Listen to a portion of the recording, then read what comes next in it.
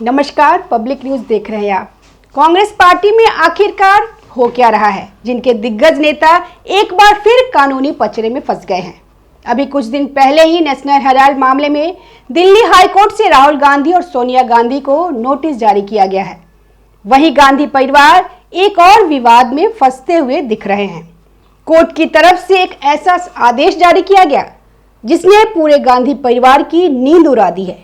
यह आदेश सिर्फ राहुल गांधी तक सीमित नहीं है, बल्कि सोनिया गांधी, प्रियंका गांधी वाड्रा, मल्लिकार्जुन खड़गे और कांग्रेस के कई बड़े नेताओं को भी सीधे तौर पर कोर्ट के कटघरे में खड़ा कर देता है। क्या राहुल गांधी की एक स्पीच कांग्रेस के लिए सबसे बड़ा कानूनी संकट बन गई? राहुल गांधी जर्मनी में हैं, विदेश यात्रा पर हैं, लेकिन हिंदुस्तान में उनके खिलाफ कोर्ट का शिकंजा कसता जा रहा है। यह पूरा मामला लखनऊ की एमपी एमएलए कोर्ट से जुड़ा हुआ है। कोर्ट ने राहुल गांधी, सोनिया गांधी, प्रियंका गांधी वाड्रा, मल्लिकार्जुन खड़गे, केसी वेणुगोपाल और जयराम रमेश यानी कांग्रेस के शीर्ष नेतृत्व को सीधे नोटिस जारी कर दिया।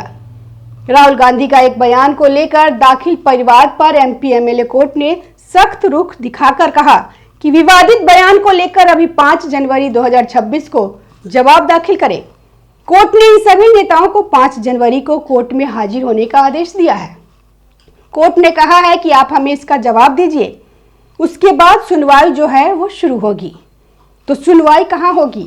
लखनऊ की एमपी एमएलए कोर्ट में यह सुनवाई होगी और इंडियन स्टेट की व्याख्या को बनाया गया है यहाँ आधार, यानी कि जो इंडियन स्टेट में जो बातें कही गई है, जिसको हर भारतीय नागरिक को पालन करना चाहिए, उसको आधार बना के जो केस है वो दर्ज किया गया है। इंडियन स्टेट में सिर्फ सत्ताधारी दल नहीं, संसद, न्यायपालिका, समूची संवैधानिक व्यवस्था शामिल होती है और देश की एकता और अखंडता के विरुद्ध यह राहुल गांधी के बयान को देखा जा रहा है। तो अब जो राहुल गांधी तो है वो फंस गए हैं। इस तरह से इंडियन स्टेट के खिलाफ लड़ने की बात करना भारत राष्ट्र, उसकी एकता और अखंडता के विरुद्ध है। यह राष्ट्रद्रोह के दायरे में आता है।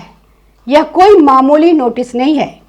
कोर्ट ने साफ कहा है कि मामला सुनवाई योग्य है। प्रथम दृष्टया इसमें गंभीर धाराएं बन सकती है और यही बात कांग्रेस के लिए सबसे बड़ा झटका बन गया। विवाद की जड़ राहुल गांधी का एक बयान है। अब सवाल उठता है कि आखिर ऐसा क्या कहा राहुल गांधी ने जिसकी वजह से कोर्ट तक मामला पहुंच गया।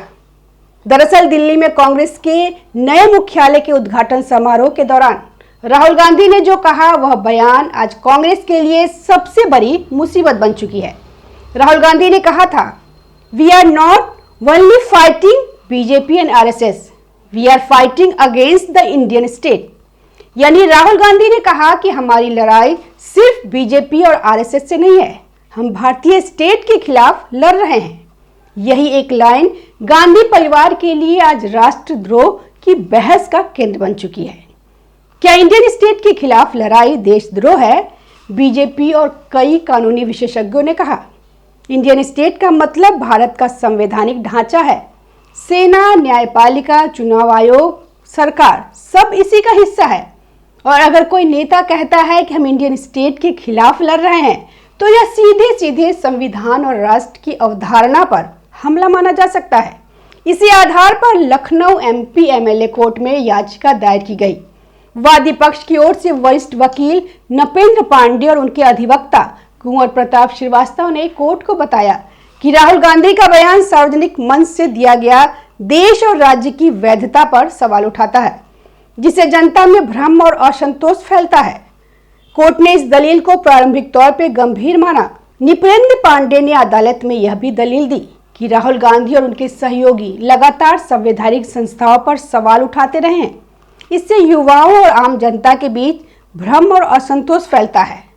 उनका आरोप है कि इस तरह के बयान देश को अस्थिर करने और सामाजिक सौहार्द बिगाड़ने की साजिश का हिस्सा हो सकता है।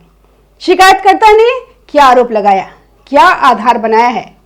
आपको बताया कि राहुल गांधी का जो यह बयान है वह कहा जा रहा है, आरोप लगाया जा रहा है, यह राष्ट्र विरोधी है, यानी कि राष्ट्र के मूल्यों के खिलाफ है और जानबूझकर यानी कि सोची समझी रणनीति के तहत यह बयान राहुल गांधी देते हैं और सोच समझकर यह बयान निकलता है।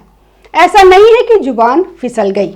राहुल गांधी ने बड़े सोच समझकर यह बात कही है और बयान जो है भारत और संवैधानिक व्यवस्था के खिलाफ है। यह कहना शिकायतकर्ता का, और शिकायतकर्ता ने यह भी कहा है अपने दलीलों में कि जनता को यहां गुमराह करने की कोशिश की जा रही है। इसके साथ साथ देश को अस्थिर करने की भी बड़ी साजिश यहां राहुल गांधी के बयान के बाद की गई। राहुल के खिलाफ राष्ट्रद्रोह के केस की मांग यहां की गई है और मौजूदा नेताओं ने बयान का विरोध नहीं किया, यानी कि जो मौजूदा वरिष्ठ नेता हैं कांग्रेस के, उन्होंने राहुल के इस बयान का समर्थन किया है। विरोध ना करने का मतलब यह है कि आप बयान का समर्थन कर रहे हैं, यह कहना है शिकायतकर्ता का। इसके पहले परिवारवादी नृपेंद्र पांडे ने कोर्ट में 9 सितंबर को परिवाद दायर करके बताया था कि नेता प्रतिपक्ष राहुल गांधी ने 15 जनवरी को नई दिल्ली स्थित कांग्रेस के नवनिर्मित मुख्यालय के लोकार्पण के अवसर पर बयान देते हुए कहा कि हम आरएसएस, बीजेपी और भारत के खिलाफ लड़ रहे हैं। कहा गया कि राहुल का यह वक्तव्य कि वह भारत के खिलाफ लड़ रहे हैं राष्ट्रद्रोह एवं राजद्रोह है। राहुल गांधी ने पूरे संतुलित मन, स्थिति और सोच समझकर बयान दिया है। राहुल गांधी और उनके सहयोगी इंडिया गठबंधन के लोग बार बार झूठ बोलकर, आपराधिक षड्यंत्र रचकर संवैधानिक संस्थाओं, पदों पर कार्य कर रहे जिम्मेदारों के प्रति जहर भरकर देश को गृह युद्ध में झोंकने का काम कर रहे हैं। कहा गया है कि राहुल गांधी कई बार कोर्ट में अपने कृत्यों के लिए माफी मांग चुके हैं।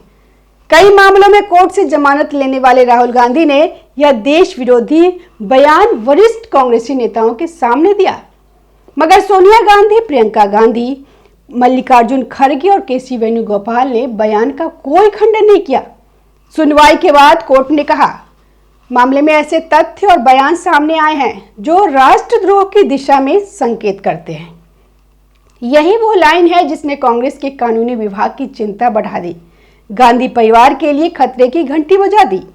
सभी आरोपियों को कोर्ट ने 5 जनवरी को व्यक्तिगत रूप से पेश होने का आदेश दिया है। इस दिन राहुल गांधी, सोनिया गांधी, प्रियंका गांधी वाड्रा, मल्लिकार्जुन खड़गे, केसी वेणुगोपाल, जयराम रमेश सभी को अपना पक्ष कोर्ट के सामने रखना होगा। अगर कोर्ट संतुष्ट नहीं हुआ तो आगे की कार्रवाई एफआईआर, चार्ज फ्रेम, ट्रायल तक जा सकती है। इस पूरे विवाद के बीच राहुल गांधी जर्मनी दौरे पर है, लेकिन दिलचस्प बात यह है कि जर्मनी में भी राहुल गांधी ने लगभग वही बात दोहरा दी। हालांकि इस बार उन्होंने थोड़ा शब्द बदल दिए। उन्होंने कहा कि हमारी लड़ाई बीजेपी आरएसएस से नहीं, बल्कि उन संवैधानिक संस्थाओं के दुरुपयोग के खिलाफ है जिन्हें बीजेपी ने अपने कब्जे में ले लिया। उन्होंने सीबीआई, ईडी, इलेक्शन कमीशन, यहां तक कि सुप्रीम कोर्ट का भी जिक्र कर दिया। अब सवाल उठता है कि क्या यह बयान पहले वाले बयान की सफाई है या फिर एक और विवाद का न्योता। वही बीजेपी का कहना है, शब्द बदले गए, सोच वही है, भावना वही है, यानी इंडियन स्टेट पर हमला जारी है, बस भाषा थोड़ी सॉफ्ट कर दी गई है। बीजेपी राहुल गांधी पर पहले भी आरोप लगाती रही है कि वह विदेश जाकर भारत की छवि खराब करते हैं, देश की संस्थाओं पर सवाल उठाते हैं, चाहे चुनाव प्रणाली, लोकतंत्र, प्रेस फ्रीडम, संवैधानिक संस्थाएं। हर मुद्दे पर राहुल गांधी का बयान विदेशी मीडिया में सुर्खियां बनाता है। पाकिस्तान की संसद और मीडिया में राहुल गांधी के बयान अक्सर कोट किए जाते हैं। पाकिस्तानी नेता भारत सरकार पर हमला करने के लिए राहुल गांधी के बयान को हथियार बनाते हैं। यही वजह है कि बीजेपी राहुल गांधी पर अनजाने में दुश्मन की मदद का आरोप लगाती रही है। राहुल गांधी का जो यह कोर्ट से नाता है वो बहुत पुराना है। कई बयानों में राहुल गांधी फंसते रहे हैं और यह भी जो बयान है 15 जनवरी 2025 को दिया गया था। कहा जा रहा है कि सोचा समझा बयान है और राष्ट्रद्रोह का आरोप है। यहाँ शिकायतकर्ता राहुल गांधी पे ये लगा रहे हैं। अब देखना होगा कि 5 जनवरी तक राहुल गांधी अपने पक्ष में क्या जवाब देते हैं। अब आगे क्या, 5 जनवरी को कोर्ट क्या रुख अपनाती है? क्या नोटिस के बाद एफआईआर का रास्ता खुलेगा? क्या कांग्रेस इसे राजनीतिक बदले की कार्रवाई बताएगी या फिर कोर्ट इस मामले को आगे बढ़ाएगी? एक बात साफ है कि राहुल गांधी का एक बयान पूरे गांधी परिवार पर भारी पड़ता दिख रहा है। कांग्रेस पार्टी कानूनी और राजनीतिक दोनों मोर्चे पर घिर ताज़ा खबरों से जुड़े रहने के लिए हमारे चैनल को सब्सक्राइब करें और बेल आइकन को दबाना ना भूलें ताकि हर खबर की नोटिफिकेशन आपको मिलती रहे।